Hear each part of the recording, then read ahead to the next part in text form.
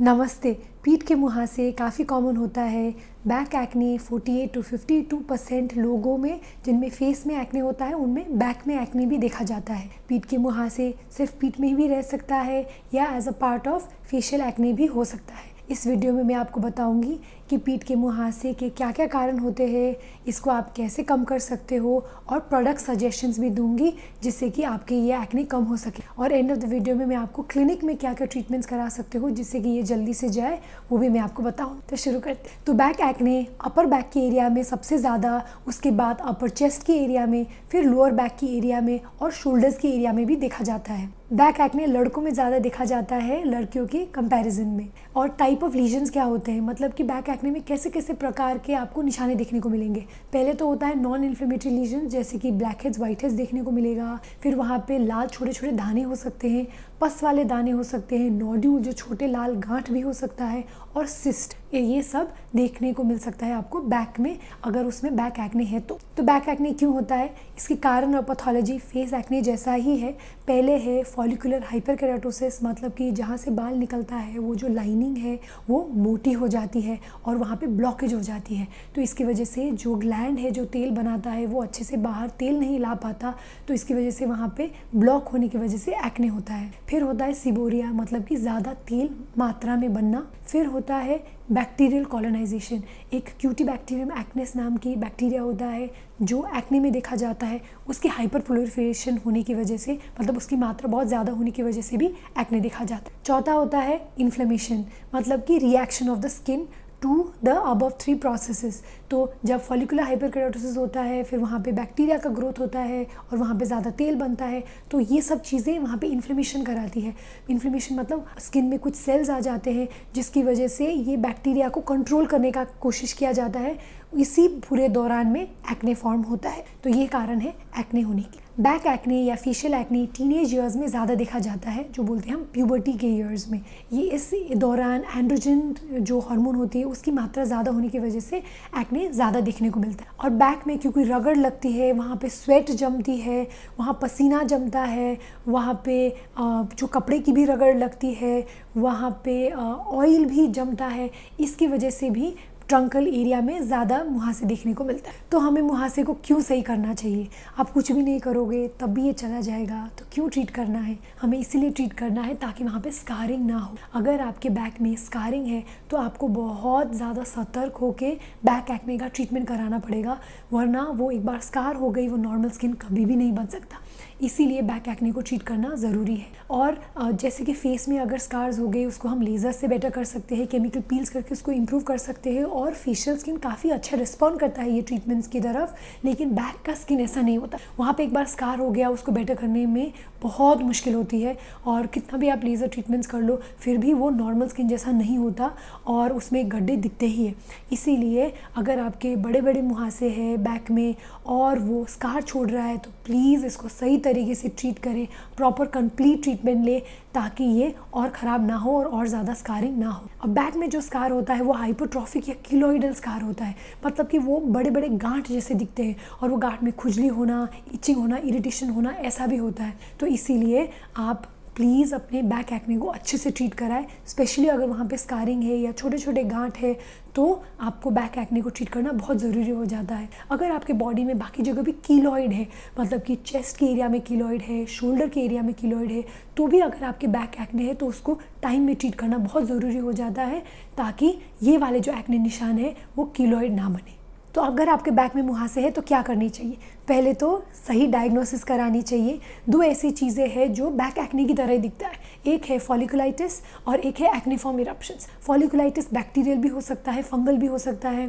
Fungal acne के ऊपर मेरा डिटेल वीडियो है, वो आप ज़रूर देखें। पिटायरोस्पोरम फॉलिकुलाइटिस हो सकता है, वो बैक एक्ने जैसा ही दिखता है। वो मैलसीजिया फरफर नाम की एक फंगाई, वो इन्फ्लेमेशन कराता है, वो इन्फेक्शन कराता है आपके स्किन में, तो वो भी ऐसे एक्ने जैसा ही दिखता है और उसका ट्रीटमेंट बिल्कुल अलग होता है। तो इसीलिए हमें तो पहले पता पता करना चाहिए कि ये एक्चुअली एक्ने है या कुछ और है। और दूसरा है एक्नेफॉर्म इरप्शंस। अगर आपको ये इरप्शन सडनली कुछ दवाई खाने के बाद आए, जैसे कि स्टीरॉयड की दवाई खाने के बाद या एंटी कन्वल्सेंस खाने के बाद या टीबी के लिए दवाई खाने के बाद अगर अचानक से ऐसे मुहासे आए तो हम उसको बोलते हैं एक्नेफॉर्म इरप्शंस। ये एक्नेफॉर्म इरप्शंस एक्ने से अलग होते हैं। ये मोनोमॉर्फिक होता है, मतलब कि सारे एक जैसे ही दिखते हैं और उसमें वाइट हेड्स ब्लैक हेड्स नहीं होते। तो ऐसे हम इसको डिफ्रेंशिएट कर सकते हैं। तो जब भी आपको बैक एक्ने हो, प्लीज़ पहले डर्मेटोलॉजिस्ट को कंसल्ट करके पता करें कि ये एक्ने है या कुछ और है। तो बैक एक्ने है तो इसको कैसे कंट्रोल कर सकते हैं। अब मैं बताऊंगी आपको जो घर में आप चीज़ें कर सकते हो जिससे कि आप ये बैक एक्ने को थोड़ा सा कंट्रोल कर सको। कुछ जनरल मेजर्स बताऊंगी।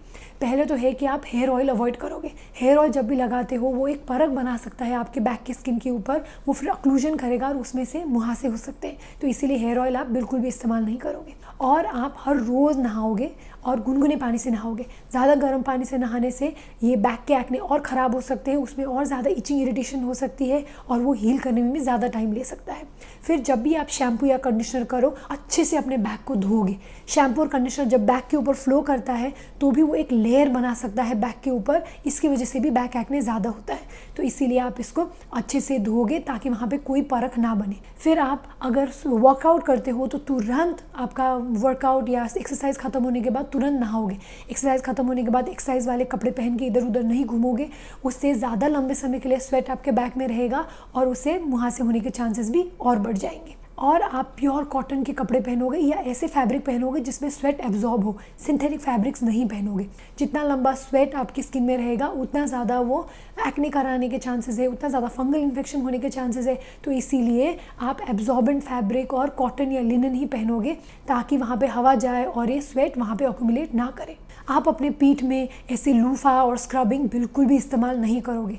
लूफा से स्किन और ज़्यादा इरिटेट होती है, वहाँ पे स्मॉल टेयर्स हो जाते हैं, उसमें फिर लालपन होना, खुजली होना, जलन होना, वो पूरा शुरू हो जाता है साइकिल। तो उससे स्किन और ख़राब होती है। तो इसीलिए फिजिकल स्क्रब्स और लूफा बिल्कुल भी अपनी स्किन में नहीं लगाओगे। और आपके टावल्स हर रोज़ धुलेंगे, हर रोज़ इस्त्री करोगे। ये आप फॉलो करते हो तो आपसे उससे टावल से होने वाले इन्फेक्शंस भी कम हो जाएंगे, फंगल इन्फेक्शंस रेकरेंसेस भी कम हो जाएंगे। तो इसीलिए टावल को इस्त्री करना इज़ वेरी इंपॉर्टेंट। तो ऐसे क्या फैक्टर्स है जो आपके बैक एक्ने को और ख़राब कर सकता है, ये जानना ज़रूरी है। क्योंकि अगर आपके हमेशा से थोड़े थोड़े बैक एक्ने हैं लेकिन अभी सडनली बहुत ज़्यादा बढ़ गया और अनकंट्रोलेबली हो गया है तो कुछ कारण हो सकते हैं, जैसे कि प्रोटीन सप्लीमेंट लेना। और वे प्रोटीन लेने की वजह से बहुत ज़्यादा मुहासे आ सकते हैं। मैं ये नहीं बोल रही हूँ कि सबको वे प्रोटीन जो ले रहे हैं उनको सबको बंद करना है और उनकी वजह से मुहासे 100% आएंगे, बिल्कुल भी नहीं। लेकिन ये स्टडीज़ में प्रूवन है। लास्ट टाइम मैंने जब वीडियो बनाया था और वहाँ पे मैंने ये चीज़ बोली थी तो कमेंट सेक्शन में काफ़ी सारा गाली पड़ा था। तो प्लीज़, मैं नहीं बोल रही हूँ, ये स्टडीज़ बोल रहे हैं। और जो वे होता है प्रोटीन सप्लीमेंट्स में, वो हमारे बॉडी में इंसुलिन लाइक ग्रोथ फैक्टर को बढ़ाता है। Insulin like growth factor sebaceous gland को स्टिमुलेट करता है और ऑयल बनाने के लिए, इसकी वजह से एक्ने और बढ़ सकते हैं। तो अगर आप अभी जिमिंग शुरू किया है और आप प्रोटीन सप्लीमेंट्स ले रहे हो तो प्लीज़ प्रोटीन सप्लीमेंट्स वीगन वाले ऑप्शंस आप देखें। और पी प्रोटीन आप ले सकते हो लेकिन वे प्रोटीन आप अवॉइड करो। दूसरा होता है विटामिन B12 इंजेक्शंस लेना। अगर आपको विटामिन B12 की कमी है और आप इंजेक्शंस ले रहे हो तो उसके बाद भी सडनली आपको बहुत सारे एक्ने इरप्शंस आ सकते हैं। तीसरा होता है मिल्क और शुगर को ज़्यादा मात्रा में लेना। मिल्क भी बॉडी में इंसुलिन लाइक ग्रोथ फैक्टर को बढ़ाता है, वो फिर सीबेशियस ग्लैंड को स्टिमुलेट करता है और ज़्यादा ऑयल बनती है।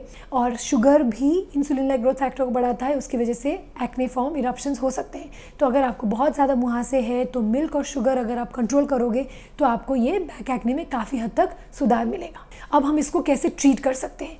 पहले तो आपके पता होना चाहिए कि आपको कैसे में घर में ट्रीट कर सकते हो और कैसे टाइप के बैक एक्ने के लिए आपको डर्मेटोलॉजिस्ट के पास जाना है। तो आप घर में कब ट्रीट कर सकते हो, अगर आपका कभी कभी ही मुहासे होते हैं और वो मुहासे में बिल्कुल परेशानी नहीं होती, मतलब कोई जलन, खुजली, दर्द कुछ भी नहीं होता, वहाँ पे पस वाले दाने नहीं होते, बड़े बड़े गांठ जैसे नहीं होते और आपके कुछ भी स्कारिंग नहीं है, बैक में स्कार नहीं है वहाँ पे, और आपके फैमिली में किसी को भी स्कारिंग नहीं है, तो फिर आप इसको घर पे ही कुछ मैं जो बताऊंगी दवाई या सोप सॉल्यूशंस वो इस्तेमाल करके ट्रीट कर सकते हो। लेकिन कब आपको डर्मेटोलॉजिस्ट के पास जाना चाहिए, अगर आपके बहुत सारे मुहासे हो गए हैं, अगर आपके गांठ हैं, नोड्यूल्स और सिस्ट है, तब आपको डर्मेटोलॉजिस्ट के पास जाना चाहिए। अगर आपकी परिवार में किसी को बैक के में स्कारिंग की हिस्ट्री है, अगर आपको बैक में 1-2 स्कार है, या आपको कीलॉइड और हाइपोट्रोफिक स्कार्स है बॉडी में कहीं जगह पे, फिर आपको तुरंत इसको प्रॉपर्ली ट्रीट करना पड़ेगा प्रिस्क्रिप्शन मेडिसिन लेके। तो मैं अभी आपको बताऊंगी क्या क्या ऐसे सोप्स और लोशंस है जो आप इस्तेमाल कर सकते हो बैक एक्ने को ट्रीट करने के लिए। तो पहले तो 2 कैटेगरी की दवाइयाँ होती है, एक होती है बैक्टीरिया को कंट्रोल करने की और दूसरी होती है जेंटल एक्सफोलिएशन करने की। तो बैक्टीरिया को कंट्रोल करने के लिए होता है बेंजोल पेरोक्साइड और जेंटल एक्सफोलिएशन करने के लिए होता है सैलिसिलिक एसिड, लैक्टिक एसिड और सल्फर। बेंजोल पेरोक्साइड सोप इस्तेमाल कर सकते हो नहाने के टाइम पे। आप इसको अच्छे से फोम करके फोम को रहने दें स्किन में अराउंड 2 to 5 मिनट्स, उसके बाद ही इसको वॉश करें। तो मेरे कुछ बेंजोल पेरोक्साइड सोप रिकमेंडेशंस है, पीरोबार सोप, बेंज वॉश सोप और FCL बी प्रॉक्स 10 वॉश। ये सारे बेंजोल पेरोक्साइड सोप्स है। ये एंटीबैक्टीरियल इफेक्ट होता है इसमें, जो भी बैक्टीरिया का ओवरग्रोथ है उसको कम करेगा। तो इसको आप रोज़ यूज़ करोगे तो आपको बैक एक्ने में काफ़ी सुधार देखने को मिलेगा। इसके बाद नहाने के बाद आप स्प्रे इस्तेमाल कर सकते हो जिसमें सैलिसिलिक एसिड हो या सल्फ़र हो या लैक्टिक एसिड हो। इससे क्या होगी कि स्किन थोड़ी सी उतरेगी, फिर वहाँ पे ऑयल नहीं जमेगा और डेड स्किन उतरने की वजह से वहाँ पे एक्ने इरप्शंस भी थोड़े से कम हो जाएंगे। कर सकते हो पूरे बैक में दिन में 2 बार, तो सुबह नहाने के बाद और रात को सोने से पहले फुल बैक में आप ये लगा सकते हो।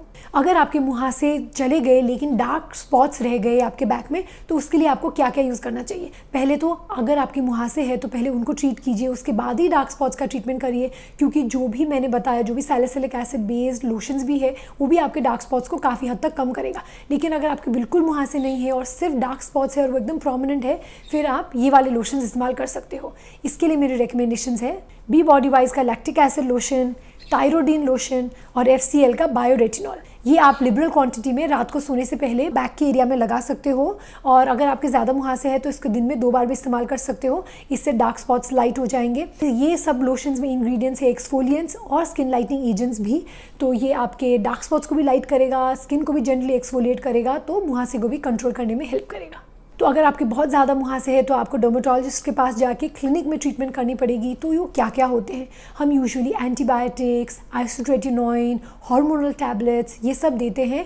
ये डिपेंड करता है ट्रीटमेंट कि आपकी सीवियरिटी कितनी है। मतलब थोड़े से ही अगर प्रॉब्लम है तो फिर हम सिर्फ एंटीबायोटिक्स देते हैं। अगर एकदम सीवियर है, बड़े बड़े निशान है, नोड्यूल्स है, सिस्ट है, तो आपको आइसोट्रेटिनोइन में रखते हैं। अगर आपको प्रीमेंस्ट्रुअल फ्लेयर रहता है या बाकी हार्मोनल इम्बैलेंस के भी कुछ लक्षण है तो फिर हम आपको हार्मोनल ट्रीटमेंट में भी रखते हैं। तो चॉइस ऑफ ट्रीटमेंट आपकी एक्ने टाइप के ऊपर डिपेंड करता है। ये दवाइयाँ आपको 6 to 9 मंथ्स के लिए लेनी पड़ सकती है। तो ऐसा कोई भी क्विक फिक्स नहीं है। ऐसे नहीं सोचे कि एक बार आपने दवाई लिया और आपके बैक के एक्ने हमेशा के लिए चले जाएंगे, बिल्कुल भी नहीं। इसका ट्रीटमेंट थोड़ा लंबा समय के लिए लेना पड़ता है।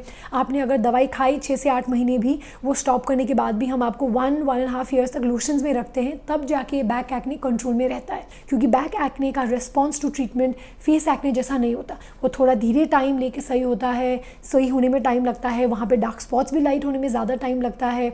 तो इसीलिए इसको टाइम देना पड़ता है प्रॉपर सही होने के लिए। और रेगुलर बेसिस में एकदम कंसिस्टेंट रूप में आप दवाइयाँ जब यूज़ करोगे तभी जाके आपको इसमें रिजल्ट्स दिखेगी। तो और क्या क्या ट्रीटमेंट्स है जो आप कर सकते हो ताकि आप बैक एक्ने को जल्दी से बेटर कर सको। क्लिनिक में हम केमिकल पील्स कर सकते हैं। इसमें होता है ट्राइक्लोरोएसिटिक एसिड पील्स या सैलिसिलिक एसिड या ग्लाइकोलिक एसिड पील्स हम करते हैं बैक में, ताकि वो बैक की स्किन उतरे और एक्ने को कंट्रोल में आ जाए। फिर हम IPL या इंटेंस पल्स लाइट ट्रीटमेंट भी दे सकते हैं आपके एक्टिव एक्ने को कंट्रोल करने के लिए। ये यूजुअली 4 to 6 सेशंस लेना पड़ता है आपको इंप्रूवमेंट दिखने से पहले। तो ये था डिटेल वीडियो बैक एक्ने के ऊपर।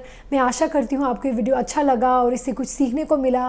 मेरा पुराना वीडियो भी था बैक एक्ने के ऊपर, लेकिन वहाँ पर मैंने इतना डिटेल में नहीं समझाया था आपको, ट्रीटमेंट्स और वो सब के बारे में इतना डिस्कस नहीं किया था। तो इस वीडियो से आई होप कि आपको बैक एक्ने के बारे में और अच्छे से समझ में आई हो और आप थोड़ा इसको बेटर कर पाओगे अगर आपके बैक एक्ने है तो। अगर आपको ऐसे स्किन और हेयर रिलेटेड वीडियोस अच्छे लगते हैं तो आप हमें हमारा इंस्टाग्राम हैंडल डॉक्टर आंचल MD में फॉलो कर सकते हो। मैं वहाँ पे हर रोज़ ऐसे स्किन और हेयर रिलेटेड वीडियोस पोस्ट करती हूँ। मेरा ये वीडियो देखने के लिए शुक्रिया।